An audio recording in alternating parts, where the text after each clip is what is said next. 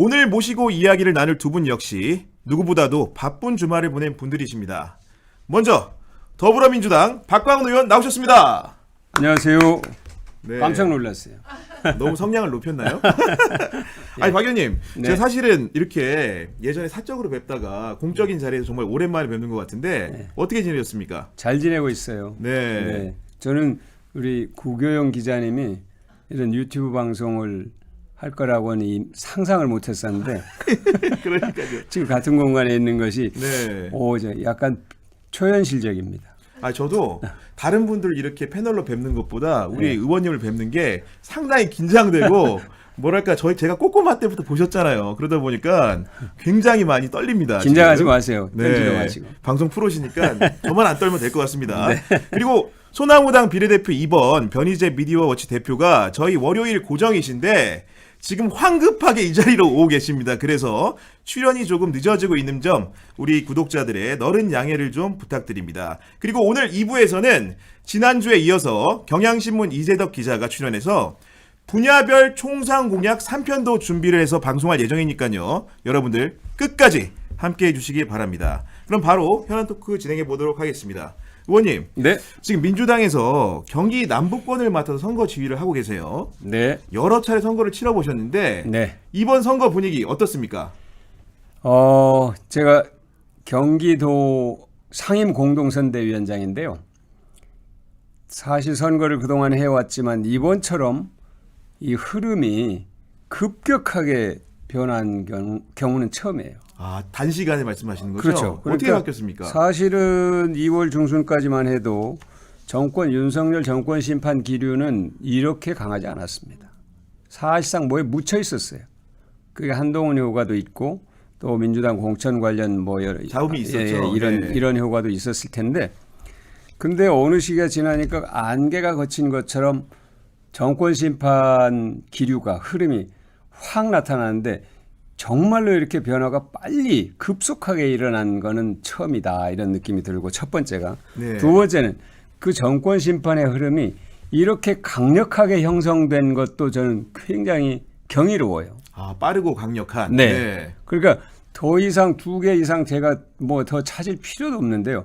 급격하게 변했는데 그 흐름이 매우 강력하게 형성돼서 현재는 정권 심판의 이 흐름을 어떤 경우도 바꾸기가 어려워 보인다 하는 그런 느낌인 거죠. 네. 제가 보기에. 그래서 사실은 저는 민주당 소속이니까 네, 말씀해 주시면 됩니다. 끝까지 겸손하게 제가 말씀을 드려야 되고 신중해야 되는데, 어쨌든 선거 결과가 굉장히 저는 주목됩니다. 네. 네, 이게 이제 그렇게, 나중에 네. 이제 선거 결과를 평가하는 그런 또 질문이 있을 수가 있겠지만, 지금 분위기로는 민주당이 어떤 그 정권 심판의 강력한 흐름을 갖고 큰 강을 지금 건너고 있다, 이런 느낌이 들어요. 네, 그 신속하고 강력한 정권 심판 흐름이 형성이 돼서 이런 말씀해 주셨는데 네. 그 이면에는 사실은 우리 박강원 의원님이 경기 수원정에서 경선을 치르시지 않았습니까? 네. 김준혁 후보라는 분하고 치렀는데 네. 김준혁 후보가 경선에서 어쨌든 간에 승리를 한 다음에 이틀 후에 바로 어떻게 보면 그 선대위의 상임고문직을 맡아서 원팀으로 일을 하는 면모를 부여준 것도 상당한 영향을 끼친 것 같은데요. 글쎄요, 그건 네. 그거는 모르겠습니다. 잘 모르겠는데, 네. 그때 제가 그런 선택, 그런 판단을 한 것은 제가 민주당의 정당을 통해서 어쨌든 3선 국회의원을 했고 그만큼 책임이 있는 거고요. 또 이번 총선이 지금 좀 전에 말씀드린 것처럼 정권 심판이라는 어떤 역사적 책무를 지고 있다고 보고 있어요. 그렇기 때문에 그 책무에 충실해야 되겠다는 것, 또 그러기 위해서는 반드시 총선에서 승리해야 된다는 것, 이것이 그동안 제가 제기해왔던 당의 통합과 총선 승리를 위한 저로서는 할 수 있는 가장 명확한 길이었다, 이렇게 말씀을 드립니다. 네, 그 우리 박 의원님이 이렇게 그 예열을 하고 있는 사이에 그 변희재 대표님 출석하셨습니다. 네, 죄송합니다. 늦어서 네. 제가 목포에서 그냥 그대로 달려오다가 KTX 열차로 오신 겁니까? KTX 타고 뭐 갈아타고 아니, 혹자들은 그러더라고요. 혹시 단식하다 쓰러진 거 아니냐 지금. 단식은 안 하는 걸로 결정이 나가지고. 아, 제가 그래요? 목포에 있는 동안에 네. 당에서 아시겠지만 소영길 대표가 지금 석방이 좌절돼서 네, 보석 청구가 기각이 됐죠. 저희는 단식을 하려고 그랬는데 지금 유세할 때지 무슨 단식할 때냐 그래가지고 유세를 다니기로 했습니다. 아니 제가 그 변 대표님이 지난주부터 여기 이제 네. 그 상처가 생겨가지고 제가 주변에 의학 업계에 계신 분한테 좀 솔직히 좀 물어봤어요. 우리 변 대표님이 이거 너무 피곤해서 이렇게 물집이 잡힌 거 아니야 그랬더니 그 전문가 그 상처 분석을 해보더니 이건 물집이 아니고 넘어진 것 같다 이런 의견을 내놨는데 이거 맞는 거예요 어떤 거예요? 아니 저도 그 상처였는데 제가 이상하게 갑자기 부었어요 여기가 그냥 갑자기. 그래서 제가 병원 갔더니 피로 누적으로 피로 누적으로. 네, 이 면역력이 약해져서 감염됐다. 그래서 뭐 지금 뭐 거의 다 나아가지고 있는데 네. 여기서 단식하면 위험하다는 얘기는 하더라고요. 이 상태 단식하면 위험하다 그러는데 어쨌든 저희는 유세를 뛰는 걸로 그렇게 결정을 했습니다. 어쨌든 간에 소나무당의 비례대표 2번이시지 않습니까? 뭐 형식적으로 그렇습니다. 네, 그런데 그 지난 주말까지 해가지고 어떤 좀 활동을 좀 하시고 오신 겁니까? 목포에 3일 동안 선거 유세를 하고 왔고요. 내일 이제 광주 송영길 대표 지역구에 유세하러 갑니다. 네, 유사로 가시는 건데 그 송영길 대표의 보석 청구가 인용될 것이라는 전망을 좀 하셨는데 그 왜 기각이 된 겁니까? 저도 지금 보석 상태예요. 그래서 보석이라는 거는 감옥에 있는 사람한테는 정말 이 구원줄이니까 재판부가 말을 정말 조심하거든요. 그러니까 기각하려면 바로 기각하고 조금 고민해보겠다 그러면 거의 99% 보석이 허가되는데 이 송 대표 쪽은 한 달 전부터 고민하겠다를 계속 반복을 했으니까. 재판부가 아니 그러면은 이제 석방이나 본 거죠 변호사나 저나. 근데 그래놓고 선거운동 기간 들어가서 딱 기각을 하니까 그러면서 이제 기각 이유가 중형이 예상된다. 뭐 이런 식으로 기각한다는 얘기는 처음부터 해줄 생각 없었다는 거 아닙니까 이게. 그래서 송 대표가 정신적 충격으로 재판은 오늘 못 나갔어요. 불출석했군요. 네, 불출석하고 아마 계속 못 나갈 것 같습니다. 이거 얘기 들어보니까 언론 지상에 나온 걸로 보면 옥중에서 영상을 촬영해서 뭐 유세를 한다고요? 저도 이번엔 처음 알았는데 이 박주선 씨 때 사례가 있었더라고요. 그 과거에 그러니까 전례가 이 있습니까? 소영길 대표는 전직 의원이니까 TV 토론 나갈 자격이 되는데 감옥에서 안 풀어져서 못 나가지 않았습니까? 그러니까 박주선 씨는 그 당시 제가 알기로는 현역 의원이었을 거예요. 그래가지고 이 부당하다고 해서 옥중에서 영상 토론 촬영을 해가지고 KBS가 방해한 사례가 있어서 송 대표를 지금 그렇게 하고 있는 걸로 제가 알고 있어요. 그래 KBS가 구치소를 방문해서 네. 관련된 질문을 하고 질의 영상들을 담아서 그거를 방송에 튼다는 거죠? 그래서 이제 여러 후보들이 토론할 거 아닙니까? 송 대표는 못 나가잖아요. 그래서 그 자리에서 트는 거죠. 예. 그렇게 대참을 하는 방식으로. 네, 이제는 뭐 못 나왔기 때문에 그걸로라도 어떻게 최대한 알리는 수밖에 없는 거죠. 네, 알겠습니다. 이제 본격적으로 좀 얘기를 좀 해봐야 되는데 먼저 오늘 대통령의 대국민 담화가 있었습니다. 네. 그 어제 심야에 대통령실이 황급하게 공지를 했어요. 오늘 윤석열 대통령이 네. 의대 정원 현황 관련된 대국민 담화를 한다고 밝혔고 그 내용이 오늘 오전 11시부터 KTV 등을 통해서 방영이 됐습니다. 네. 우리 의원님 보셨을 것 같은데 오늘 담화 좀 어떻게 좀 평가하십니까? 내용을 보면 2,000명 그대로 간다는 거죠. 그 다음에 나는 국민을 위해서 지금 결정을 하고 추진을 하는데 의사들은 자신들의 이익을 위해서 지금 저항을 하고 있다. 크게 보면 이 두 가지 같아요. 그리고 그 중간에 이런 얘기가 있습니다. 화물연대 때 네. 저항에도 불구하고 성공을 시켰다. 이런 얘기가 있더라고요.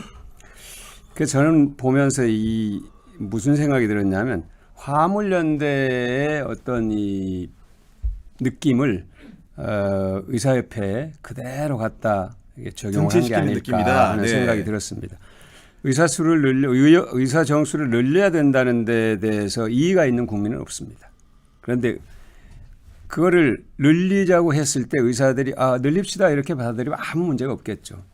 근데 이 문제가 대통령의 표현대로 27년 동안 어느 정권도 풀지 못했던 굉장히 오래된 문제잖아요. 이 얘기는 의사들의 저항이 그만큼 세고 의사들이 갖고 있는 힘이 있다는 겁니다. 그 힘은 결국 시간이 지나다가 현장에서 환자들에 대한 서비스가 제대로 이루어지지 않으면 의사에 대한 비판도 있지만 이 문제를 제대로 풀지 못하는 정부에 대한 비판이 반드시 나올 수밖에 없는 것이 그냥 일반적인 우리의 그 교훈이에요.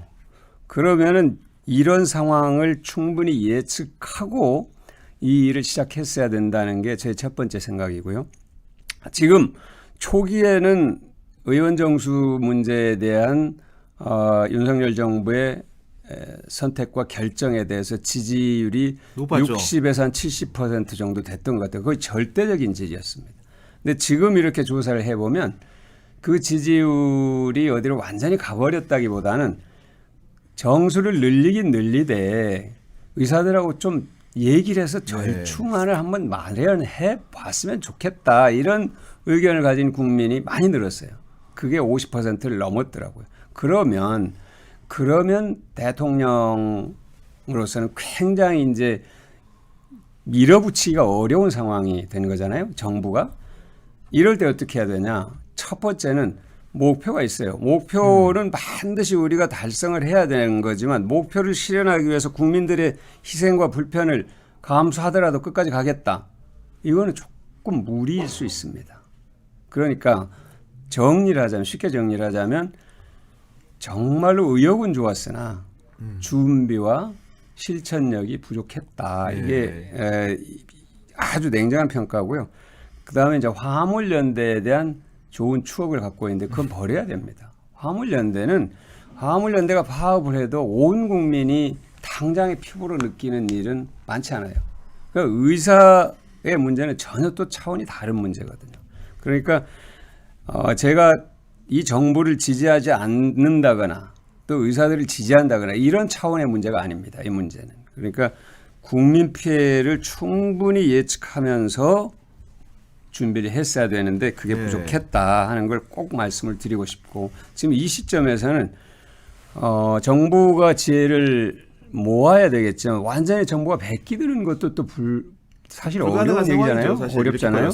네. 그러면 저는 의사협회에서도 충분히 국민들의 피해를 최소화하면서 정부와 어느 정도 대화하겠다는 자세는 보여줘야 돼요. 네, 저는 개인적으로 이제 해당 직역에 근무하는 분하고 오늘 이 문제를 좀 얘기를 좀 해봤는데 통화 중에 한 얘기가 일단 첫 번째로 대통령이 여러 가지 표현 중에 불법 집단 행동으로 몰아가는 표현에서 하나 걸렸고 그러면 보다가 영상을 끈 시점이 언제냐 그랬더니 의대 정원 반대 이유를 대면서 장래 수익 감소라는 표현을 썼다는 거예요. 그 돈 문제인 것처럼 마치 그렇지. 몰아가는데 굉장한 모멸감을 느꼈다는 평가를 하던데 우리 면 대표님 어떻게 다 보십니까? 각자 이 포인트들을 잡는 게 약간씩 다른 것 같아요. 우리 박강호 의원도 그렇고 그런데 제가 볼 때 가장 놀란 거는 의사들 보고 대안을 가져오면 논의하겠다 그런 게 제가 제일 놀란 게 그거예요.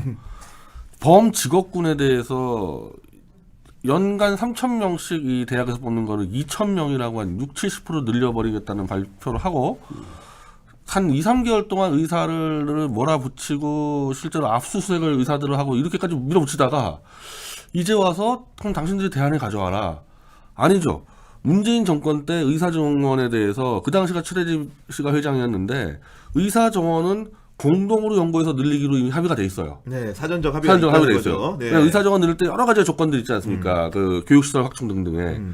그럼 그렇게 했어야지 처음부터. 그걸 무시하고 2,000명 질렀다가 니네가 대안을 가져와라. 아니 정부가 스스로 모든 의견을 수합해서 대안을 만들 의무가 있는 거지.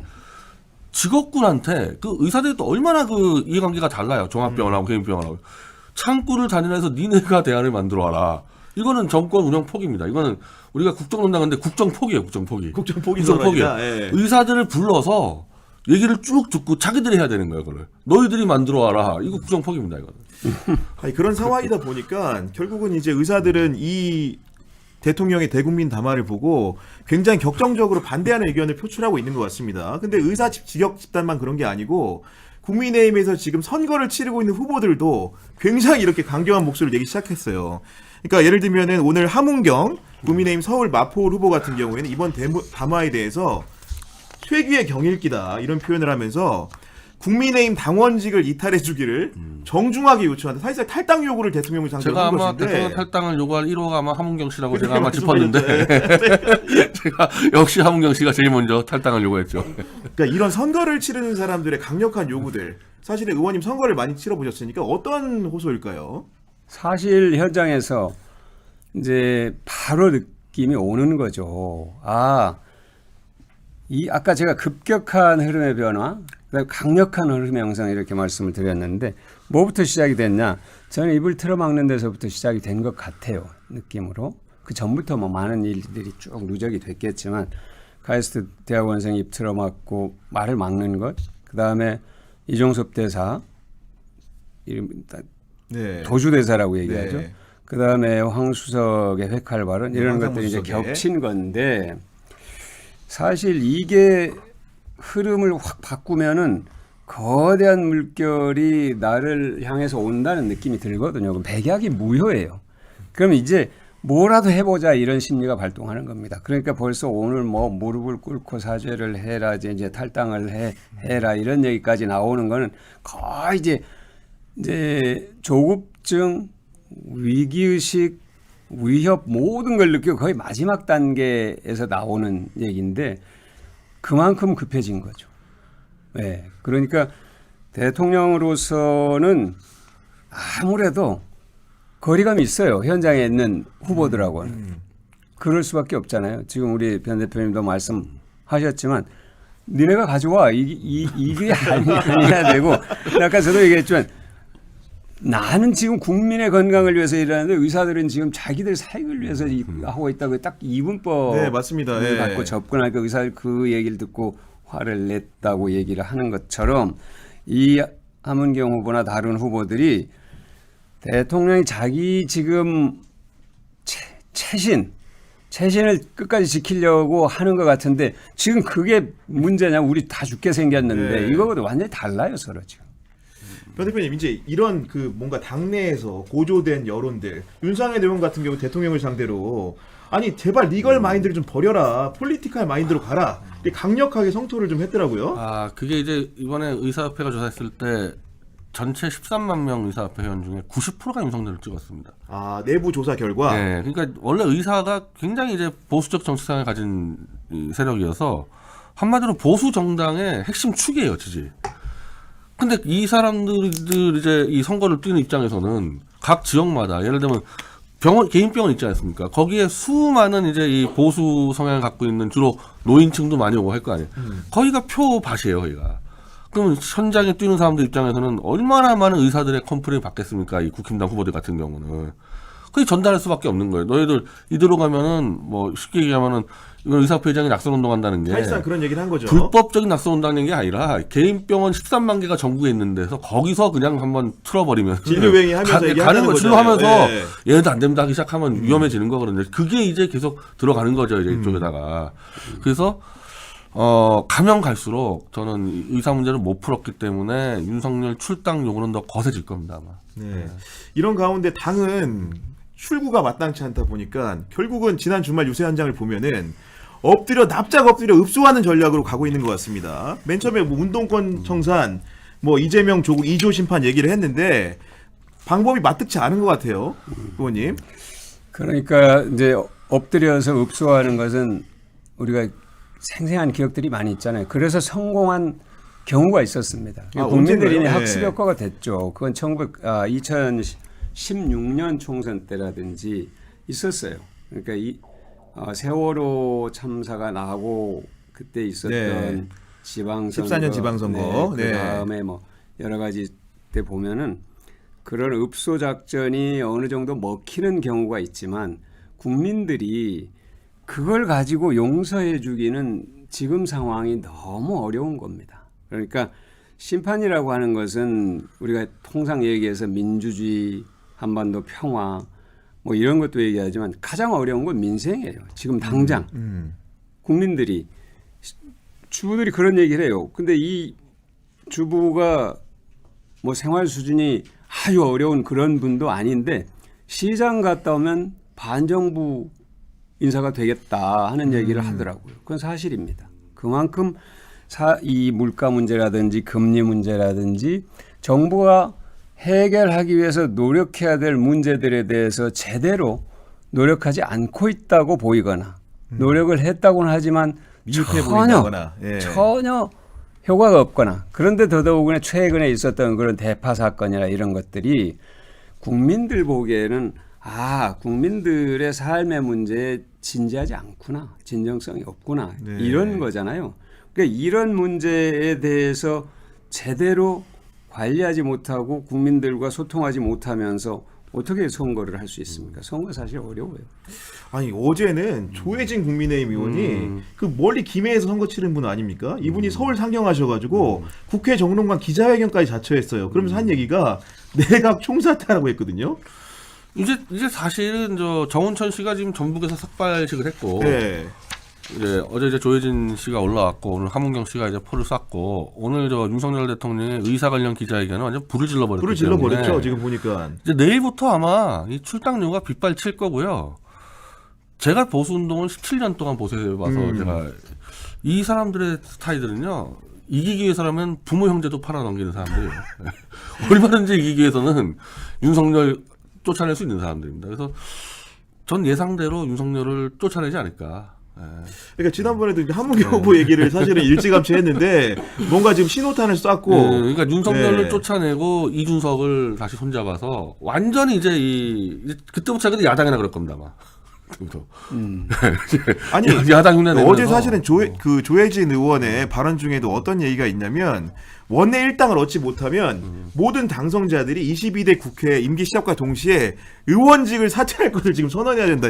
이런 과격한 말까지 나오는데 그 삼선 의원으로서 의원직까지 이렇게 걸고 해야 된다. 그러니까 정말 이게 그만큼 절박한 예. 거죠. 그만큼 절박한 것이고 그 전에 이런 얘기가 나오기 전에 좀 소통이 되고 말귀를 알아들었으면은 이렇게 안 됐겠죠. 근데 말씀하신 것처럼 오늘 이 의사 정원 문제 간담회 보고 간담회가 아니라 담화를 보고 네. 이거 절망한 거죠. 더 이상 뭔가 이 선거판에 도움되는 얘기를 자세 변화를 기대하는 건 어렵겠구나 하는 네. 딱 가슴이 답답해지는 상황이 오니까 그동안 참았던 것들이 터지는 거죠. 그런데 조혜진 의원이 잘 아시겠지만 우리 국회의원 기자님도 이렇게 험한 얘기를 하시는 분이 그러니까요. 아니거든요. 예. 평소에 뵐 때 굉장히 젠틀하신 의회주의자니까 분이죠. 예. 의원직 사퇴 이런 얘기 자체에 대해서 거부감을 갖는 분이에요. 근데 당선인들이 전부 사퇴를 하자 의원직 선서도 안 했는데 당선을 포기하자는 거 아니에요. 그렇죠. 그건 이걸 뭐 사실상 여당으로서의 역할이 더 이상 수행 불가하니까 우리가 여기서 몇 명이 국회의원 당선되는 게 무슨 의미가 있겠냐 하는 제가 봤을 때는 조혜진 의원이 느끼는 정치적 여당으로서의 사실상 사망 선고인데 의원 몇 명이 배지 달고 의석에 앉아 있으면 뭐하냐 이런 얘기를 저는 돌려서 하는 거라고 생각합니다. 이거 저는 좀 놀란 게 어제 대통령실에서 기자들한테 밤 늦게 10시 넘어서 이제 담화를 하겠다고 이제 공지를 했는데 저는 그쯤 되면 개인적으로는 담화문만 발표하는 게 아니고 그리고 의료개혁 현안만 단일 주제가 될지 몰랐고 다양한 주제로 폭넓게 질의응답은 받을 줄 알았어요. 근데 이거를 사실상 녹화 방송하고 다름이 없는 거죠. 혼자 자기 얘기만 한다면은 이런 일방통행식 방법을 선택하는 것도 이게 뭐 참모 기능이 좀 제대로 돼 있는 건가? 아마 당에서 계속 요구를 했겠죠. 의사 문제를 풀어달라고 요구를 한 거를 윤석열 스타일로 풀어버린 겁니다. 그래서 이제 당에서는 이제 더 이상 윤석열에 기대할 게 없어졌기 때문에 아까 말씀드린 대로 이 윤석열은 어떻게든 최대한 빨리 쫓아내는 방법을 찾을 거고 그러면서 지도체제 개편을 하면서 지금 유승민 씨가 지금 굉장히 활발하게 다니고 선거 있거든요. 운동을 하고 있죠 요새를. 거기다 이준석까지 들어와서 이제 완전히 이제 새 옷을 입는 겁니다. 뭔가 총선 이후에 예. 아니죠. 총선 전이죠. 총선 전에도 그럴 수 있다. 전이죠. 전이죠. 네. 예. 이후에 하는 거 의미가 없죠. 예. 네. 총선 전에 완전히 야당처럼 포장을 해가지고 그래서 이제 최악은 막자. 예를 들면 뭐 백석이하고 떨어지고 막자. 뭐 이런 것까지는 아마 가게 될 거예요. 예. 아니 근데 윤석열 대통령과의 분리 전략이 그 지금 여당 지도부 내에서 좀 느껴지는데 한동훈 비대위원장도 뭐 이런 얘기를 합니다. 한 번만 더 믿어달라. 뭐 근데 저는 여러분에게 한 번 더 믿어달라고 하지만 나는 이런 말 하는 게 처음이다. 뭐 이렇게 좀 하면서 저 90일밖에 안 됐다.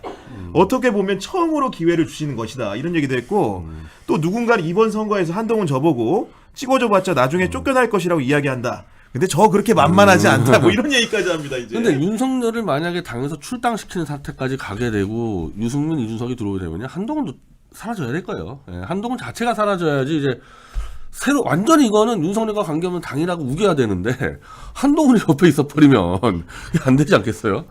그래서 이 얼굴 마담은 이준석, 이승민이 돼가지고 또 그렇게 되면요, 또 우리 국민들이 좀 이제 잊어버려요. 완전히 바뀌었다.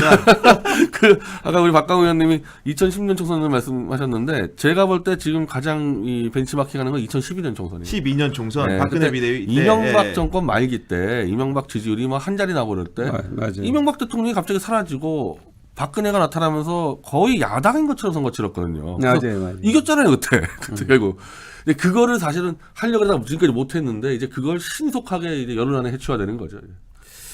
근데 한동훈 비대위원장이 이렇게 거취라는 게 사실 결정하기 쉽지 않은 국면 같고 한동훈 위원장이 어쨌든 선긋기를 하고 마이웨이를 사실상 선언한 것으로 보이는데 네. 그 의원님 보시기에는 남은 선거 기간 동안에 한동훈 위원장이 대통령과의 거리를 점점 더 세게 두실 거라고 보십니까? 사실은 거리를 두려면 말로 하는 게 아니에요.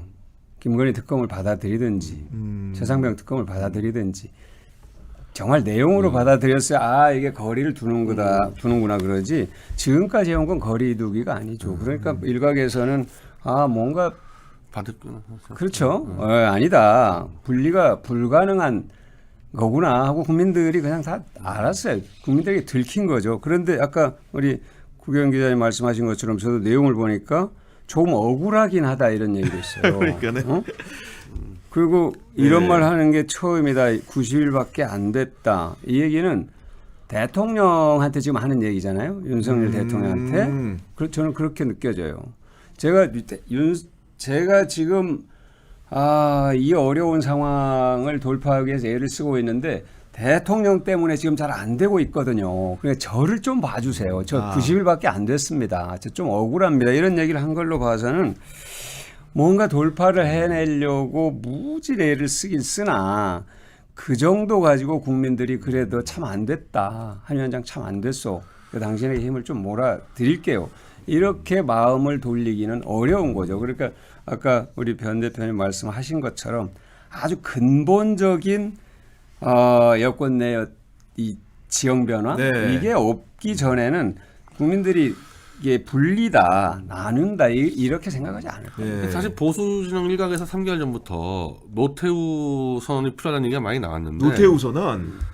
그러니까 6.29 선언에 준하는 거 정도가 그러니까 그게 사실 제가 볼 땐 특검법 수용이에요. 그렇죠. 그러니까 노태우 선언이 먹힌 게 직선제를 받았듯이 그렇죠. 그 당시 직선제가 최고의 가치였으니까 지금 일단 특검 막은 게 제일 큰 문제니까 그 3대 특검 아닙니까? 김건희 특검, 최상병 특검, 뭐 양평 특검을 전격적으로 수용하고. 받으면서 네. 윤석열을 출당시키고 이준석이 들어오면 그건 100% 맞을 겁니다. 그렇게 됐을 때 이게 예를 들면 목요일이다. 저는 꽤 효과 있을 거라고 봅니다. 이 추락은 분명히 막아낼 거예요. 추락을 막아낼 수 있는 거다. 근데 이런 와중에 한 사람 꿋꿋하신 분이 보이더라고요.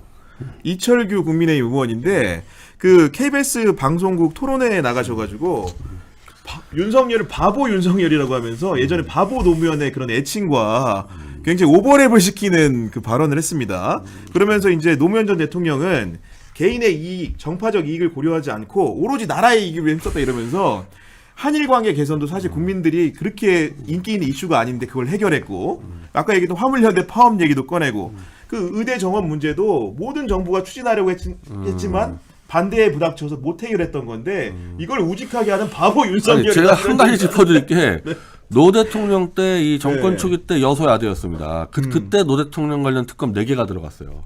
그때 4개였나요? 네, 그때 최병렬 한나라당하고 이 당시에 그 민주당의 당시 이제 왜냐면 열린당은 분당이 돼버려가지고 그렇죠. 네. 그때 특검 4개 다 받았어요 노 대통령이.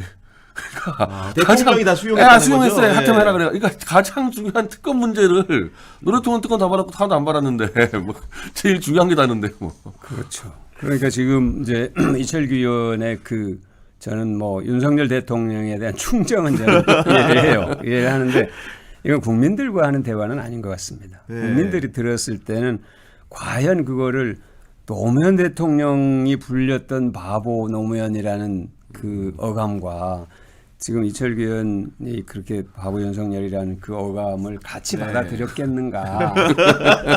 그러지 않은 거 아니겠어요? 정확하게 말씀해 주셔가지고. 그래서 저는 지금 우리 변 대표님이나 또는 우리 구교영 기자님이 느끼는 것처럼 여당이 거의 절체절명의 상황을 맞고 있다 보니까 한쪽에서 확 몰아치는데 그거를 방어를 해야 될 사람은 누군가 또 있어야 된다 이런 생각을 저는 이철규 의원이 하시는 게 아닌가 싶어요. 하나 받쳐야 될 사람이 있는 거다. 그게 받쳐질지 안 받쳐질지 모르죠. 네. 그 변 대표나 아니면 우리 의원님이나 다들 특검을 이제 공통 그 화두로 말씀하셨는데 제 기억이 맞다면 의원님 원내대표 하실 때 네네. 최상병 특검 그렇죠. 요거 이제 법안 발의하신 거 아닙니까? 네네. 네, 통과시킨 거죠? 네. 그렇죠. 그래 이제 그게 지금 사실상 굉장히 중요한 뭐라고 할까 우리 국민들의 정서를 분기점이 돼 있죠. 네. 가장 아주 예리하게 건드리는 사안이더라고요. 이 최상병 문제가. 그러니까 대한민국 국민들은 군대를 갔다 왔거나 아니면 군대 갔다 온 남자랑 살고 있거나 아니면 군대 갔다 온 사람을 아버지로 두고 있거나 형제로 두고 있거나 아니면은 앞으로 군대를 갈 사람이거나 또는 앞으로 현재 군대 가 있는 자녀 자식들의 두고 있거나. 부모거나 네. 뭐 거의 군대와 연결이 안 되는 사람이 없어요. 거의 어쨌든 군 피를 했느냐 미피를 했느냐 이걸 떠나서 대한민국에서 군 문제는 그만큼 아주 민감한 문제인데 최상병이 사실 아주 젊은 나이잖아요. 네. 그 무모한 작전 수행, 작전도 아니에요. 그거는 보여주기 위한 거였는데 거기 들어가지고 물길에 휩쓸려서 숨졌어요. 그건 간단한 겁니다. 누가 들어가게 했고 장비는 왜 그렇게 허술하게 했고 이건 그냥 조사하면 다 나오는 거예요. 그래서 박대령이 그걸 다 기소 의견으로 다 보냈는데 누구를 뺀 거 아니에요. 그렇습니다. 현장 네. 책임자를 사단장. 네. 그 뺀 과정에서 누가 어떤 힘이 작동했느냐 이게 지금 국민들의 핵심적 이제 관심이고 이 문제가 특검에서 밝혀야 될 굉장히 중대한 문제가 되는 겁니다. 그 사안에 관여할 권한을 갖고 있는 책임과 권한을 갖고 있는 사람이 관여한 거냐 아니면 권한 밖에 어떤 인물이 그런 행위를 한 거냐 그리고 그 행위를 수행했다고 보이는 이제 이종섭 전 국방장관이 이번에 대사로 가게 된 이런 것들을 다 한꺼번에 다 연상을 해요 국민들이. 그래서 이 문제가 저는 굉장히 중대한 문제가 돼 있는데 사실상 얼마든지 이 문제를 저는 당당하게 처리를 할 수도 있었을 텐데 그러나 결국 이게 누구에겐가 올 이 여파 때문에 문제 네. 여파 때문에 사실 다들 쉬쉬하거나 두려워하거나 하다 보니까 문제가 여기까지 왔고 이게 정말 이번 총선에서 굉장히 중요한 문제가 돼버린 거죠. 근데 제가 원내대표 할 때는 이 문제를 특검으로 처리하지 않을 수가 없었어요. 특검. 네, 이건 그만큼 국민들 여론조사를 해보면 거의 70% 이상의 특검을 해야 된다. 네, 그런 의견이었기 네. 때문에 네. 그 말씀이신데 그 제 흥미로운 조사 결과 하나 있습니다. 한겨레 신문이 지난 17일부터 30일까지 2주 동안 이재명 대표하고 한동훈 비대위원장이 그런 발언이나 이렇게 기자회견 이런 거 분석한 모양입니다. 보니까 이 대표는 경제, 주인, 심판, 윤석열을 가장 많이 얘기했고 한동훈 위원장은 범죄, 조국, 이재명을 가장 많이 언급한 것으로 돼 있는데 그 중에서 이제 한동훈 위원장을 보면 범죄라는 단어를 322차례 입에 올렸다는 거고 이어서 조국 208번, 이재명 199번입니다. 근데 이재명보다 조국을 더 많이 언급했다 그러네요. 변 대표님? 예. 조국 씨가 이제 온 지가 시간이 얼마 안 됐을 텐데 지금 이제 공격 타겟이 조국으로 넘어가. 네, 이게 숫자적으로는 어쨌든 간에 조국을 더 많이 얘기하는 모양새이긴 합니다. 뭐 그런 이유가 좀 있을까요? 아니 조국 친당이 지금 뭐 어쨌든 뭐 정치계 주류로 등장했으니까 사실상 들어오니까 뭐 견제를 했을 텐데 뭐 지금도 마찬가지예요. 이번 주말에 한동훈 위원장은 조국 신당의 1번 박은정 문제하고 민주당 양문석 문제만 그냥 주구장창 떠들어서 네. 제가 볼 때 틀린 말은 없어요. 그 부분에 대해서는. 근데 그걸 만약에 윤석열 집단에 갖다 대기 시작하면은 이건 또 뭐냐는 거예요. 이게 서로 내로남불 돼버리니까 그럴 때는 어쨌든 여당이 더 책임이 큰 거거든요. 같이 걸리면은. 네. 그러니까 한동훈은 야당 같은 스타일로 지금 정치하는 겁니다. 이쪽은 여당처럼 하는 게 아니라. 여당 스타일이 아니다. 야당이에요. 그냥 계속 야당 대표만 까고 있는 거예요. 사실은. 저런 여당은 없죠. 여당은 야당의 공격을 받아주면서 국정 운영해야 되는데 이건 자기가 나가져가지고 욕만 하고 있고 자기 쪽에 잘못된 건 아무 말도 얘기하지 않고 그래서 그게 지금 한동훈 정치의 한계라 그래서 각 지역구마다 한동훈이 나타나면은 막 까는 거 좋아하는 층들 고수층은 막 사진 찍고 이러지 않습니까? 그게 표에 아무 도움도 안 된다는 거죠. 한동훈 자기 팬클럽처럼 사진만 찍고 가고 여론은 싸늘하게 되고 그래서 한동훈도 지금 위험한 상태가 온 거죠. 그러니까 저는 무슨 생각이 들었냐 이걸 보면서 사실 이 통계가 사실 맞겠죠. 네, 맞겠죠. 예, 아무래도 맞는데 뭐 있는 것들 했을 테니까요. 코끼리를 네. 생각하지 마 이러는 거예요. 그러니까 한동훈 비대위원장은 범죄란 단어와 조국 이재명 대표를 엮으려고 하는 거죠. 범죄를 얘기하고 이 사람들이 범죄인들입니다라고 얘기를 하는 건데 변 대표 말씀처럼 그러면 아니 김건희 여사 주가 조작 문제나 장모 문제에 대해서는 얘기해봤어요. 국민들은 딱 연상을 하는 거예요. 오히려 거기다 더 나아가서 무슨 생각을 하냐. 그래 맞아. 혐의가 있긴 있지. 그런데 와 되게 좀 많이 심하게 당했어. 이렇게 생각을 발전시키는 국민들도 있어요. 그러니까 조국 대표나 이재명 대표가 검찰로부터 되게 당했어. 이렇게 생각하는 국민들이 있다는 거죠. 그러니까 네. 프레임을 범죄자 조국, 범죄 혐의자 이재명 이렇게 싹 짜고 싶은데 네. 오히려 국민들은 그걸 넘어가지고 역으로, 네. 그러니까 그럼 니네 쪽은 누가 있는데 이렇게 묻거나 아니면 그 사람들은 좀 검사들이 심하게 했어 네. 검찰이 이렇게까지 생각을 가게 만드니까 코끼리를 생각하지 마 둘을 보면 범죄를 생각하세요 하는데 그게 아니라 거꾸로 생각하게 되는. 거꾸로는 작용이 일어나는 게 아닌가. 아니 그런 정말 생각이 좀 의원님 들었어요. 말씀대로 그거를 노렸는지 모르겠는데 조국 대표가 유세종 중에 한 얘기를 보면은 한동훈 위원장이 범죄자 연대와 선량한 시민의 대결이라고 하니까 그러면 한동훈, 윤석열, 김건희 범죄자 연대에 대한 자백이냐 뭐 이런 얘기를 받아쳤더라고요 보니까. 네. 저는 사실 이 정치가 정말 저건 최악으로 간다. 그런 식으로 하는 거는 왜냐하면 지금 조국 신당에 정말 1번, 6번 심각하거든요. 저는 제 눈을 볼 때 정관 예우에다가 병역 기피 너무 심각한데 그거를 윤석열 한동훈이 범죄 집단하고 해서 퉁치자는 것처럼 보여요. 제가 볼 때는. 네. 이거 안 되는 거죠. 윤석열을 심판하려면은 그 사람들보다는 나은 도덕성 가져야 되는데 지금 조국 신당 몇 편 보면은 거의 별 차이가 없어 하는 것들이. 그래서 이건 도저히 안 돼. 그래서 이 여당에서 아마 이 윤석열 한동훈이 교체를 하게 될 것 같고 이 문제를 풀기 위해서 아무리 공격을 해도 먹히지가 안 먹히는 거예요. 안 먹힌다. 만약에 저거를 이준석이 들어가서 공격한다 먹힐 겁니다. 윤석이 가서 얼굴을 공격을 바꾸면은. 네. 그래서 그런 지금 작업을 하는 거죠. 그래서 아니 근데 이게 저는 물론 변희 대표님의 상상력이 맞는 경우들이 많아서 좀 그런데 지금 얼굴 바꿀 수 있을까요? 아니 그거 해낸다니까. 제가 이 보수의 어떻게 보면 장점인데 어떻게 보면 유연성이죠. 네, 유연해요? 그렇게? 네, 그게 이 승리가 불가능하다면은 막 변신을 합니다. 그래서 저는 그 정도까지 할 수 있다고. 할 수 있다. 좀 저로서는 약간 좀 상상 밖의 일인 것 같긴 한데 이렇게 말씀하시니까 그런데 그런 가운데 조국 혁신당 보면 또 응징 투어라는 걸 또 다니고 있어요. 응징 투어라고 하는 게 뭐냐면은 결국은 지역구 후보가 없으니까 그 선거구 가서 못 싸우잖아요. 못 싸우죠. 그러니까 본인들 입장에서 하자 있는 지역구에 찾아가서 뭐 기자회견을 하지 이런 형태 같습니다. 예를 들어서 충청도를 가면 어딜 가냐?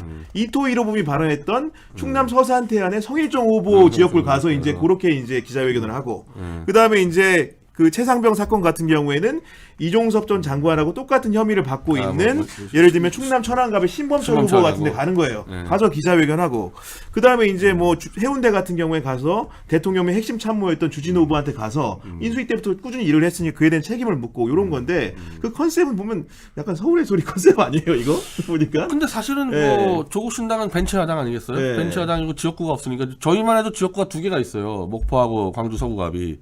글로 가서 유세차 타가지고 막 들이받으면 되는데 그게 안 되는 한에서는 그래도 가장 최적화된 이 선거운동 방법은 맞겠죠. 그렇게 들어가는 게. 제가 들은 바에 따르면은 그 응징 대가는 지금 소나무당 비례대표 차 탄다는 얘기가 있던데요? 그렇죠. 지지 연설 간다는 얘기가 있던데? 그거 어떻게 된 거예요, 그거는? 우리 그렇게 들었는데 아니에요? 백은종 대표가 네. 이제 수요일 날 이 소영길 대표 지지 유세를 하러 오죠. 거긴 백 대표뿐이 아니라 네. 그러니까 저도 마찬가지고 소영길 대표가 인연은 촛불 태극기 연합집회에서 만난 거고 사이거든요. 그러니까 윤석열 퇴진을 위한 촛불 태극기 연합집회 만났기 때문에 그 멤버들이 수요일 날 들어오죠. 수영길 대표 같이 이제 뭐 지지하려고. 좌우 합작 뭐 이렇게 선거 운동을 하는 겁니다. 네, 그리고 그렇게 윤석열 퇴진 운동하다가 감옥 갔다고 보니까 이제 전화 백은종 대표나 그래서 이제 그 차원에서 또 들어와가지고 일단 소영길 한 명은 살려내자. 이제 그런 구도가 돼 있는 거죠. 예. 아니 의원님 보면 민주당 캠페인이 보면은 상대적으로 보면 조국 혁신당에 비해서는 좀 얌전한 것 같아요. 이게 응징 투어도 가자, 뭔가 3년은 너무 길다, 뭐 이런 표현들이 많이 나오고 행동도 이렇게 하는데 민주당 캠페인에 조금 더 이거보다는 신중한 이유가 뭡니까? 예. 아무래도 조국 혁신당이 정권 심판 주장에 있어서도 선명하고 더 앞서 나가죠. 그것을 민주당은 왜 그렇게 안 하느냐, 그렇게 하시는 분들도 계시고, 전체적으로 당이 당 차원에서 그렇게 하지 않는 것은 그래도 어쨌든 원내 제1당이라는 그런 것들이 좀 있지 않을까 하는 생각은 드는데요. 뭐 왜 그렇게 하지 않느냐 하는 지적도 있고, 너무 세게 해서는 안 된다는 그런 네. 당내 의견도 있을 겁니다. 그거를 조화를 시켜 나가는 과정이 아닐까 싶은데, 저는 지금 아까 말씀하신 응징 투어에서 그 대상이 되는 이런 지역들 있잖아요. 그러니까 이토155미, 또 최장병, 해운대 뭐 이런 얘기들은 정확하게 타겟팅을 한 거죠. 조국 혁신당이 정권 심판이라는 이 국민들의 열망을 그대로 현장에다 딱 투사를 할 수 있는 곳을 탁탁탁탁 잡아내서 가서 이제 운동을 하는 건데요. 이런 것들이 그 열망을, 정권 심판이라는 열망을 가진 국민들과 함께 하면서 지지율을 끌어올리고 오히려 그 열망을 더 높여간 그런 효과도 저는 약간 있어 보여요. 지금 보면은. 그러니까 사실 이런 어떤 선거 전략을 조국 대표가 다 세우는 건지, 아니면 이 선거 전략을 만드는 팀들이 젊은 사람 중심으로 꾸려져 있는 건지 제가 그건 잘 모르겠으나, 이런 접근이 실제로 3년은 길다라고 했을 때 국민들이 반응한 것에 대한 사실 응답이거든요. 이것이 국민들이 반응한 것에 대해서 다시 응답을 또 하는 거죠. 조국 혁신당. 눈높이에 맞게. 네.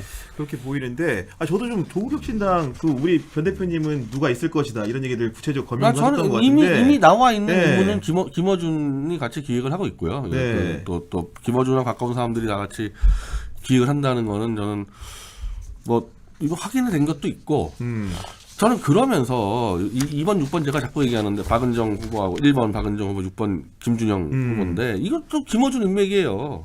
이 둘이. 이거는 명백하게 이 부정하고 비리까지 눈댄 사람들을 못 날린다. 저는 조국 대표가 오너가 아니기 때문이라고 생각해요. 바지 사장이기 때문에 그런 거고, 어떻게 저거를 정권 퇴진까지 시키겠다고 하고, 오늘은 조국 대표가 나는 국법에 따라서 감옥 갈 수도 있다, 2심까지 유죄받았기 때문에 대법원에서는 형량 감정은 없는 거거든요. 그럼 일반적으로는 조국 대표는 대법원 가면은 2년형을 사는 게 거의 확실한데, 자기 감옥 갈 각오가 돼 있다까지 얘기한 사람이 왜 1번 6번을 못 날리냐는 거예요. 그 정도로 이제 거의 자기 몸을 던질 사람이, 그거는 조국 대표가 이 당의 오너가 아니기 때문이고, 전 김어준 씨가 상당히 영향력을 미치고 있다. 그래서 자기 인맥을 못 날리게 막고 있는 거 아니냐. 마치 2012년도에 김용민 사태처럼, 그 김용민 같은 경우 그때 자기가 암만 그만두려고 해도 김어준 씨가 못 그만두겠다 그러는데, 그리고 이게 지금은 한동훈이나 공격하니까 안 먹히는데, 이게 체제가 바뀌잖아요. 이준석 정도가 공격하면요, 조국 당은 순식간에 허물어집니다. 저 문제에 대해서. 그래서 저는 조국 대표도 그렇고 김어준 씨도 지금 세상 너무 우습게 보는 거 아니냐. 윤석열을 심판한다면서 어떻게 저런 자들을 지금 꽂아놨습니까? 그렇게 말씀하시는 거고. 그러니까 사실은 정권 심판이 비등한 건 사실이지만, 그 일부 후보에 대한 그런 공정성 기준에서, 국민들이 유권자들의 기준에서 여러 가지 이제 질타받는 흐름들이 있는 건 또 사실이고, 민주당의 경우에도 보면은 주말 사이에 야권 후보들의 부동산 리스크가 좀 많았습니다. 일단은 양분화 후보 광주 서울에 나왔죠.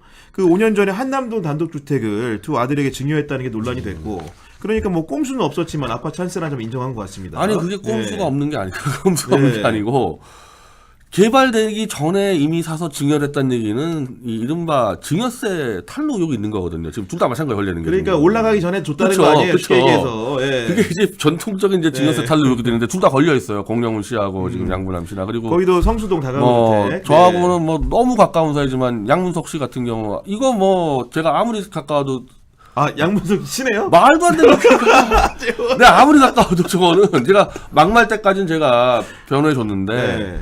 여대생 딸이 제가 청년창업협회 회장 출신입니다. 아, 그래요? 여대생이 사업한다고 11억을 대출 받는다. 그걸로 집값을 갚는다. 이거 말도 안 되는 거예요. 이거. 그러니까 이게 지금 그러니까, 대구 새마을금고에서 딸 명이 저는 사업자를 지금 주고받다는 건데. 이재명 대표나 조국 대표나 정권심판론을 너무 믿다가 어차피 저놈들이 더 나쁜 놈들인데 봐주지 않겠냐. 큰일 날 수가 있어요. 큰일 날 수가 저거 그대로 가다가. 이 문제는 사실 부동산 문제는 굉장히 우리 당의 대선 패배를 맞아요. 가져온 일이죠. 예. 뼈아픈 그런 일이거든요. 그러니까 이 부동산 문제를 아주 엄격하게 우리 스스로 네. 잘 판단하고 대처를 해야 될 텐데요. 이게 이제 선거가 열흘이 안 남았으니까 이 문제에 대해서는 당사자들이 정말로 정직하게 국민들에게 호소하고, 설명을 해야 돼요. 설명을 호소하고, 네, 예. 그 이후에 어떻게 조치를 하겠다까지 예. 얘기를 할 필요가 꼭 있다. 예. 근데 이걸 이거 9일만 버티면 되지 이렇게 생각해서는 안 되죠. 예. 안 된다 하는 말씀을 꼭 드리고 싶습니다. 저도 뭐 사실은 적어도 후보들이 이렇게 취득한 부동산에 대해서 어떻게 정도 하겠다. 뭐 요거는 좀 있어야 되지 않겠습니까, 대표님? 뭐 흔히 잘하는 방식들이 네. 뭐 사회 뭐 기증하겠다거나 네. 뭐 그것도 사실 뭐 웃기는 얘기지만 그거라도 해야죠. 그거라도 해서 그리고 대국민 사죄하고 뭐 제가 볼 때 제일 좋은 거는 출마 포기인데 거기까지는 현실적 어렵다 그러면 거기까지는 가져야 되는 거죠. 네. 이런 가운데 한동훈 위원장 다시 얘기를 돌아가 보면은 오늘 보니까 이제 지난 주말까지만 해도 수도권을 열심히 다녔고 그다음에 이제 오늘 낙동강 벨트 내려갔습니다. 그래서 이제 주진우 후보도 만나고 누구도 만나고 이렇게 계속 이렇게 다니는 모양새인데 사실 PK 선거 그 사실은 2월까지만 아까 말씀하셨던 것처럼 이렇게 신속하고 이렇게 진행이 되지 않았다면 정권 심판론이 굉장히 2월만 해도 국민의힘 많이 우위에 있었거든요. 이런 판도 변화 어떻게 온 겁니까? 2016년 총선 때 우리가 부산에서 5석을 했습니다. 그때 국민의당이 호남을 석권할 때였거든요. 그래서 간신히 수도권에서 우리 당이 선전을 해서 123대 한석 차로 123대 1당이 122. 한석 차로 우리가 1당이 됐었는데 그때 부산에서 얻은 최대 의석이 5석이에요. 4년 전에 3석으로 줄었어요. 그것이. 3석으로 줄었는데 부울경에서 4년 전에 몇 석을 얻었냐면 부산에서 3석, 그다음에 김해 갑을, 그다음에 양산, 김두광에, 그다음에 울산 북 이렇게 4개. 부울경에서 총 7석을 7석 얻었는데요. 얻었군요. 네. 이번에는 지금 낙동강 벨트가 여권 입장에서 여당 입장에서 흔들리고 있다 이런 얘기들이 나옵니다. 그러니까 아까 조혜진 의원이나 또 서병수 의원이나 다선 의원들이 지역을 본래 자신의 선거구를 떠나서 다른 곳으로 옮겼어요. 그건 당이 요구를 한 거죠. 근데 이런 공천이 과연 국민들에게 감동을 주는 공천인가 하는 저는 첫 번째 의문이 있어요. 그러나 이것 갖고 논란을 벌이자는 게 아니고 이렇게 하다 보면은 전체적으로 공천에서 용산 출신을 배려하기 위한 것인가? 라는 이제 의문이 들게 되잖아요. 그러면 정권 심판 바람이 이렇게 급격하게 변화되고 강하게 형성되기 전에는 아무 문제 없이 선거가 갈 수 있었을 겁니다. 근데 정권 심판 바람이 커지면서 공천의 문제까지 이제 가게 될 수밖에 없어요. 공천을 여당이 제대로 했느냐, 잘했느냐 이 문제가 반드시 나올 겁니다. 그런데 저는 이제 한동훈 위원장이 낙동강 벨트에 간 것도 이 다급한 상황을 반영한 것이긴 하지만 우리 당의 입장에서 보면은 낙동강 벨트에서 뭔가 흔들림이 있고 민주당 후보들에게 기회가 올 수 있다 하는 데가 몇 군데가 다 느는 상황은 굉장히 전 전체적인 총선 이후의 정치 지형에 큰 영향을 미치는 겁니다. 그게 의원의 숫자 문제가 아니라 부울경에서 몇 석을 했느냐 이게 굉장히 중요하거든요.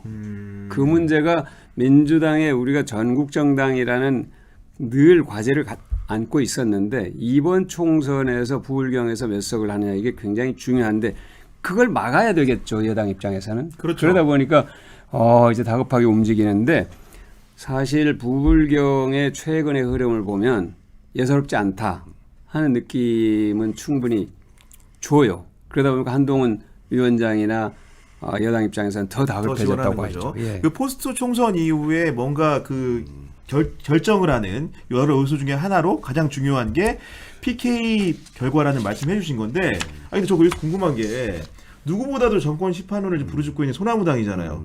부울경 왜 안 가시는 거예요? 아니 저희는 일단은 지역구 후보를 광주 서구이나 목포 두 군데밖에 안 냈기 때문에 일단 그 지역 당선에다가 같이 해서 사실 이제 공보물도 저희는 호남하고 서울밖에 못 뿌렸어요. 그랬어요? 네, 돈도 없고 해가지고. 네. 그래서 부울경은 저희가 신경 쓸 겨를이 없죠. 겨를이 없었다. 사실은 예. 이제 우리가 호남으로 간다는 얘기는 윤석열 정권 심판으로 그냥 묻어가는 게 아니라 누가 더 잘하냐 가지고 민주당과 경제 간다는 개념인데 제가 이제 목포를 갔다 고 내일 광주 가는데 사실은 이 지금 국힘당이 윤석열 정권 심판론 때문에 갑자기 지금 뭐 흔들리지만은 그 전에는 민주당 공천 파동이 있었어요. 그래가지고 이 여론조사에서는 완전히 또 이 여당이 압승했을 때 그러면 그 문제는 해결됐냐? 아닙니다. 그대로 남아 있습니다. 지역에 대표적으로 광주의 소영길 대표 지역구인데 아니 이분이 광주 부시장 출신인데 1년에 재산은 20억을 증식해가지고 그 확인해 보니까 부인이 광주시가 이 연결돼 있는 회사에 장외 주식을 갖고 있고 이래서 검찰이 수사를 하고 있어요. 지금 이분 대해서. 그래가지고 TV 토론도 못 나오고 이런 유형 사람들이 호남에 공천이 하도 많이 돼 있으니까 지금 광주나 이쪽 호남에서는 야 정권 심판한다는 그 명분 가지고 호남을 이거 무슨 시다발이냐 이런 애들 가 공천하냐 여기에 대한 폭탄이 잠재적으로 있는 겁니다. 이게 아마 수도권도 꽤 있을 거라고 저는 봐요. 그래서 아까 말한 대로 보수의 그 특유의 그 변신 능력으로 윤석열이 쫓아내고 이준석이 들어와서 쳤을 때는요 민주당이 공천 실패한 게 또 고스란히 또 이제 올라올 수 있습니다. 열흘 안에. 그래서 남의 잘못에 기대면 안 된다는 거예요. 자기들이 똑바로 했어야 되는데 지금 둘 다 지금 남의 잘못 가지고 환호하다가 지금 둘 다 망하는 편이죠. 그리고 제가 처음에 좀 여쭤보면 저도 공보물을 읽어봤는데 그 변 대표님 주요 공약 중에 공보물에 없는 공약이 몇 개 보이던데요? 제 공약은요, 저는 아마 공보물에, 제 공식 공보물에 1년 안에 퇴진을 시키겠다, 윤석열. 네. 그리고 못 시키면 제가 사퇴하겠다고까지 아마 제가, 그렇게 적어놓은 걸로 기억해요. 있는데 그 법안들 옆에 이제 각자 이름 밑에다가 주요하게 뭘 추진하겠다 써놨는데 지난주에 말씀하신 내용은 없더라고요. 그러니까 제가 유튜브에서 얘기한 것과 그래요? 예, 그거 다른 달라요? 후보들이 예. 이제 공약한 거랑 좀 다를 수가 있죠. 그런 거예요? 근데 예. 제 거는 아마 다 들어간 걸로 제가 알고 있어요. 제가 제가 이제 들어가 유튜브 큰 이제 맥락에서는. 포탈 언론 규제와 그런 것들은 제가 다. 근데 그게 좀 그 하나 있죠. 유튜브를 규제해야 된다. 이거는 사실 그 의견이 좀 갈릴 수 있을 것 같아요. 포탈 유튜브 규제는요. 제가 사실 뭐 10몇 년부터 포탈 규제를 얘기했는데 한마디로 유튜브 규제는 약간 좀 똑같아요. 저는 유튜브 규제나 포탈이 똑같은데 언론의 역할을 하면은 언론의 주라는 책임을 지라는 겁니다.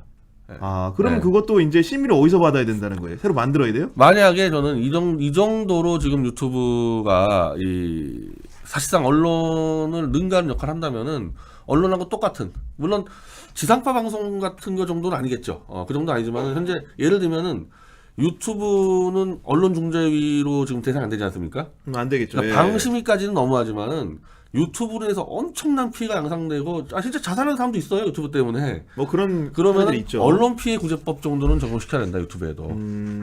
그래서 그런 등등의 이제 최소한의 언론 윤리가 실현될 수 있는 규제는 포털 사이트하고 유튜브로 해야 된다고 생각합니다. 그런 얘기를 하시면 주신 거고 다시 좀 선거 얘기 돌아와가지고 그 무소속 장해찬 후보가 그 이제 동아일보 정치부장 출신이죠. 아마도 그 박 의원님하고도 안면이 있을 가능성이 높을 것 같은데 정현우 후보에게 단일화를 제안했습니다. 근데 이게 재밌는 게 그 한동훈 위원장이 뭐 대구 그 중남구의 도태우 후보 지역구는 가서 그 상대방 후보를 좀 지원을 한 것 같고 경북 경산에 가서도 최경환 후보랑 맞붙고 있는 대통령 행정관 출신의 후보를 지원을 했는데 수영에 갔다는 얘기는 좀 없어요. 또 이거 대통령 눈치를 보는 겁니까 안 보는 겁니까 이거? 이 장해찬 후보는 네. 원래 국민의힘 후보로 공천을 결정이 받았었죠. 됐다가 나중에 과거에 무슨 뭐 발언 이런 것들이 문제가 돼서 지금 해소가 된 거잖아요. 네, 맞습니다. 네, 그러니까 사실 저는 뭐 대통령의 의사가 반영이 돼서 갔는지 안 갔는지 그건 모르겠으나 늘 현재 이제 후보가 또 국민의힘 후보가 결정이 되고 나면은 그 후보에게 힘을 실어줘야 되는 게 그냥 아주 공식적인 거죠. 그렇죠. 당의 루틴 같은 입장으로서는. 거죠. 네네, 네. 그렇죠. 그런데 이제 여기서 뭐 단일화를 제안을 했다 이런 것은 아니 당에서 당신 후보하지 마 이랬는데 나와가지고 그 당의 후보와 단일화를 하자고 하는 게 초상식적이죠, 약간. 그게 예. 제가 보기에는 언론 납득은 잘 안 됩니다. 네. 이건 이하면 부산 시민들이 잘 판단할 겁니다. 네. 이제 뭐 저희 대화가 말미를 향하고 있는데요. 일단은 뭐 이거 하나 좀 여쭤봐야 돼요. 변 대표님한테. 이제 총선이 이제 정말로 9일 앞이면 내일은 8일이에요. 정말 그럼 또 일주일 됩니다. 이렇게 카운트다운을 하고 있는데 다가온 시점에서 각 당의 지금 어쨌든 간에 소나무당의 비례 2번이기도 하지만 또 정치 시사 평론가시니까 각 당의 그런 그 여러 가지 유세 활동들에 대한 총평 좀 간단하게 들어볼 수 있을까요? 유세 활동이요. 네. 뭐 선거 전략까지 그렇죠. 전략까지 때. 포함해서. 예.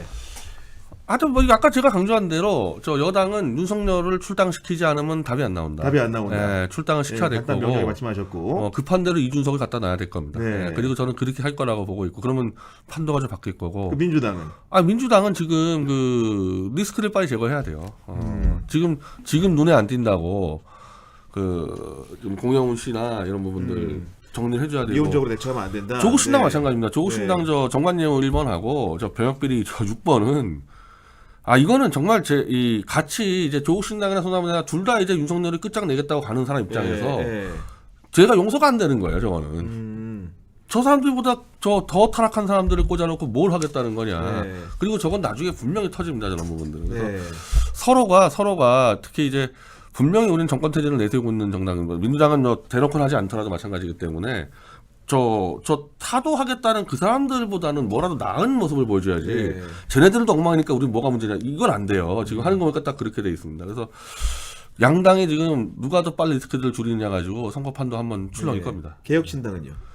개혁신당 이제 이준석 대표가 저로 네, 가면요. 이제 저로 가면 개혁신당은 대박 터뜨리는 거죠. 한마디로 이제 새우가 고래 먹는 거 아니에요. 그러면 끝으로 소나무당은요? 저는 그 과정에서 소나무당은 애초에 이제 저런 좀 위험한 인물들이 없어요, 내부에. 예. 다 재산도 뭐 병원장 했던 최대희 후보가 마이너스 2억 7천이고 인천시장 했던 소영길 대표가 집도 없고 이런 사람들이기 때문에 리스크가 가장 없기 변 때문에. 대표님이 제일 많다는 얘기가 있는데. 아니 제가 재산이 같아서 제가 4억으로 그런데 어쨌든 이런 리스크가 없기 때문에 네. 이런 난타전에선 저희가 좀 수혜를 볼 수 있겠죠. 네, 알겠습니다. 그 박강원 의원만 좀 다른 질문 마지막 하나 드리겠습니다. 네. 그 워낙 박 의원님 워낙 그 여러 가지로 겸양의 덕이 높으셔가지고 여러 정치인들의 후견이라는 평가를 받으시네. 특히 그 현재 영국에 가 있는 김경수 전 경남도지사 있잖아요. 네네. 이분하고 좀 관계가 어떤지 그리고 어떻게 아이고. 지내고 계신지 이런 질문을 좀 독자들이 해봤습니다. 후견인이라는 네. 얘기는 과분한 말씀이고요. 많은 정치인들과 좋은 관계로 이렇게 지내려고 노력해온 것은 사실이고 또 그렇다고 해서 그 상대되는 정치인이 저를 꼭 그렇게 평가하느냐 그건 또 전혀 별개의 문제거든요. 그런데 김경수 지사는 사실 고생을 했죠. 네, 뜻밖의 옷도 고생을 치렀고요. 했고 네. 지금 이제 영국의 이제 사회 갈등 문제나 지역 균형 발전 문제 이런 것들을 가서 공부하고 계신데 독일 들러서 또 미국 대선까지 보고 귀국을 하겠다고 하니까 저는 뭐 김경수 지사가 나름 쭉 어떤 우리 정치 발전을 위해서 노력해온 부분들이 있기 때문에 그 길로 쭉 가시길 기원합니다. 네, 알겠습니다. 두 분과 여야 그리고 제3지대 정당 총선 현황까지 짚어보고 제언까지 들어본 시간이었습니다. 박 의원님, 정치비상구 처음 나오셨는데 느낌 어떻습니까? 깜짝 놀랐어요. 저희 둘이 같이 있어서요? 우리 구교영 기자님이 이런 멋진 네. 프로그램을 진행하는 것도 놀랐고 우리 변희재 대표님 저는 그 수많은 프로그램의 패널로 나가시는 거 봤는데 이렇게 마주 앉아서 대화를 할 수 있어서 그것도 깜짝 놀랐습니다. 네. 변 대표님은 느낌 어떠셨습니까? 저도 처음 네. 인사드렸는데 원래 언론 출신 아니십니까? 네, 맞습니다. 예, MBC에 예, 계셨죠. 네. 예, 역시 좀 말하실 때 좀 차이가 정신 미디어 일반 워치도 정치인하고 많이 하셨던 거 아니죠? 옛날에. 네. 지금까지 박강홍 더불어민주당